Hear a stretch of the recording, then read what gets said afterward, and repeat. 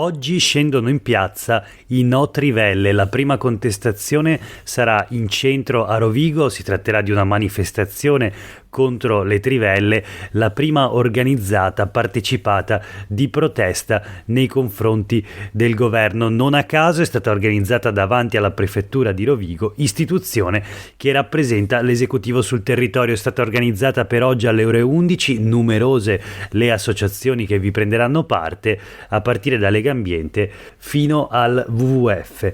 Questo è Sveglia Veneto, il primo podcast dedicato all'informazione vista da nord-est. Io sono Jack Calcetto.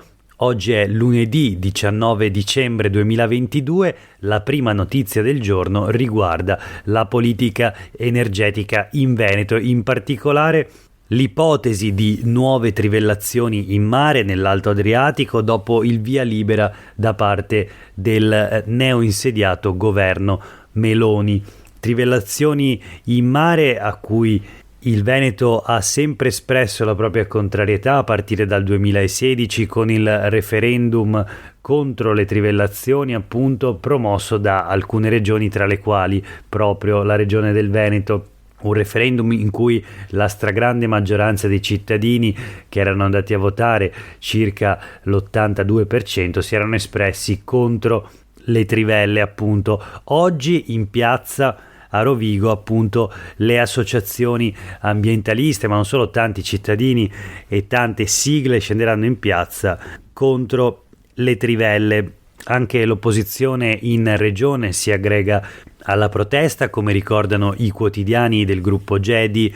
Oggi in edicola ci sono le dichiarazioni di Arturo Lorenzoni, consigliere regionale portavoce dell'opposizione, che ha regalato una trivella giocattolo al presidente della regione Luca Zaia, che continua, dice, a giocare sul filo delle scelte in merito a questioni di prioritaria importanza: trivelle sì, trivelle no, addizionale sì, addizionale no, piano energetico fatto in giunta nel 2017 e che non c'è perché in consiglio non è mai arrivato. Insomma, una contestazione a 360 gradi, quella di Arturo Lorenzoni, che durante la discussione di bilancio di previsione 2023-2025 a Palazzo Ferrofini ha consegnato il modellino di una trivella al presidente del Consiglio regionale Roberto Ciambetti, chiedendogli di recapitarla a Zaia il prima possibile, perché sembra il presidente trovare giovamento dal giocare con i temi importanti per il Veneto. Denuncia quindi l'atteggiamento latitante sulle trivelle da parte di Zaia, che lo riassume così: ero contro, ma ora il governo spinge, per cui attendiamo uno studio di terzi, non decido io. Come al solito, conclude Lorenzoni, Zaia preferisce rimanere sulla soglia e attendere l'evolversi degli eventi. Assieme a quelle di Lorenzoni ci sono anche le dichiarazioni di Erika Baldin, capogruppo del Movimento 5 Stelle in regione. Il presidente Zaia mi ha deluso, sulle trivelle doveva dire no senza tentennamenti e proteggere il Veneto. Non servono tavoli tecnici con i ministeri romani per capire quali sono i rischi della subsidenza. Invito Zaia e i ministri Urso e Picchetto Fratin a fare un giro nel nostro Polesine e guardare coi propri occhi la terra che in 20 anni è sprofondata di oltre 3 metri. Sono i dubbi espressi sostanzialmente da tutti gli abitanti della zona. Questi martedì, in occasione della presentazione del bilancio regionale, il presidente Zaia, dice ancora Baldin, ha sconfessato la linea fin qui portata avanti dalla regione in modo unitario tra le varie forze politiche, una posizione che ci ha sempre visti contrari alle trivellazioni in mare, che non rappresentano la soluzione alla crisi energetica e costituiscono un grave rischio ambientale, specie per il Polesine. Il Veneto, che nel 2016 era tra le regioni promotrici del referendum contro le trivelle, conclude Baldin, oggi con Zaia si adegua al nuovo corso del governo Meloni, coprendosi con la foglia di fico del tavolo tecnico, un voltafaccia in piena regola. Insomma, oggi alle 11 la prima manifestazione dei No Trivelle in piazza a Treviso. Proseguiamo con la nostra rassegna stampa parlando subito di un'altra manifestazione. Ne dà notizia il Gazzettino. Questa si è tenuta ieri a Mestre a una settimana dalle minacce nei confronti di una donna di Marghera che è stata presa di mira da 3 persone perché indossava l'hijab. La comunità asiatica di Venezia, in particolare la comunità di origine bengalese, si è ritrovata per condannare il clima di violenza e per reclamare il diritto di manifestare il proprio credo religioso anche con il velo appunto per le donne, indossato dalle donne. Quindi 1 migliaio di persone di origine bengalese in corteo per le strade di Mestre per appunto la libertà delle donne di manifestare il proprio credo. Portare il velo non è reato, ma un diritto garantito dalla Costituzione, recitava uno dei cartelli esibiti dai bengalesi. Ci sono le foto sul Gazzettino di oggi, persone appunto arrivate anche da altre città del Veneto. Tra il pubblico, scrive sempre il Gazzettino, numerosi commenti di sostegno alla protesta, ma anche perplessità sulla libertà proclamata dai manifestanti, appunto la libertà di indossare il velo da parte delle donne. Voltiamo pagina rapidamente. I congressi della Lega, continua la stagione appunto dei congressi e dello scontro interno alla Lega tra le varie componenti, quella più fedele al segretario nazionale Matteo Salvini e quella che in Veneto invece fa capo al presidente della giunta regionale Luca Zaia.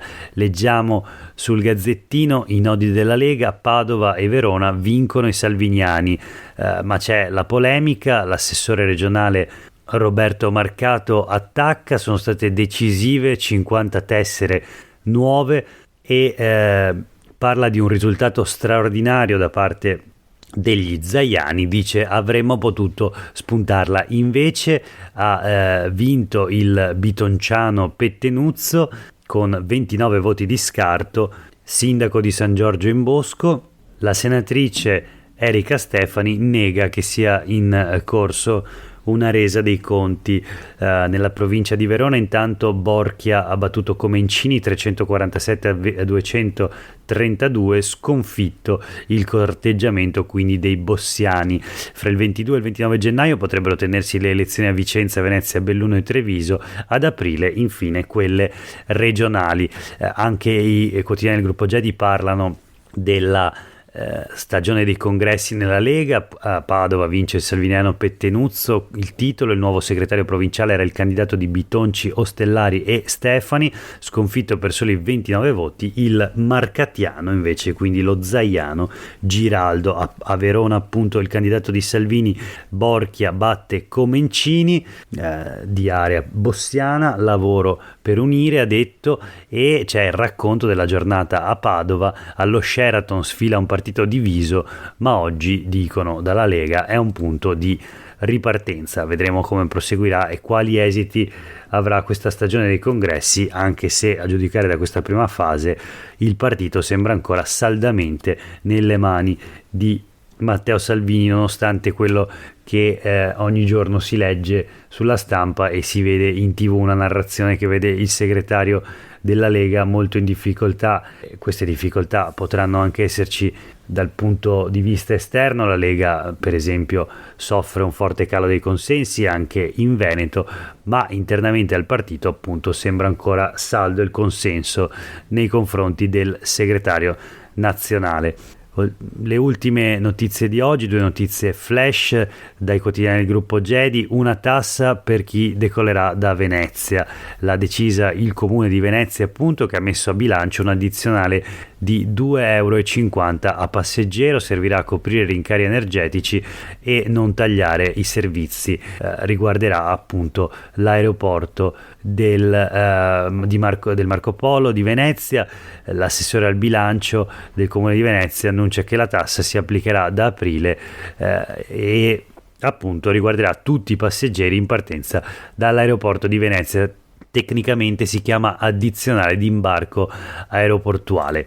Infine, l'ultima notizia: terzo Natale con il Covid, ma le cure sono in caro e quindi la richiesta da parte di associazioni di familiari e pazienti delle case di riposo rivolta alla regione riapriamo le porte delle RSA e quindi una richiesta di allentare le restrizioni negli accessi alle case di riposo. Durante l'emergenza Covid le case di riposo hanno allestito le stanze degli abbracci, era questa la modalità pensata per far tornare a incontrare gli ospiti delle case di riposo con i propri familiari. C'è la foto nell'articolo del Gazzettino. Ora appunto le associazioni chiedono alla regione di allentare le restrizioni negli accessi.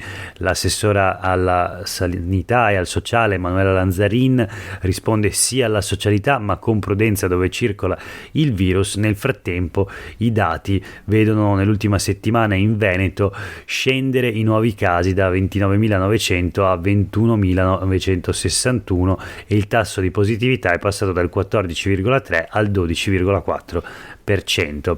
Quindi terzo Natale con il Covid appunto, ma le curve sono in calo e anche gli anziani hanno diritto a vedere i propri cari, anche gli anziani appunto nelle case di riposo. Per oggi è davvero tutto, grazie per aver ascoltato questa puntata di Sveglia Veneto, a tutte e tutti voi una buona giornata.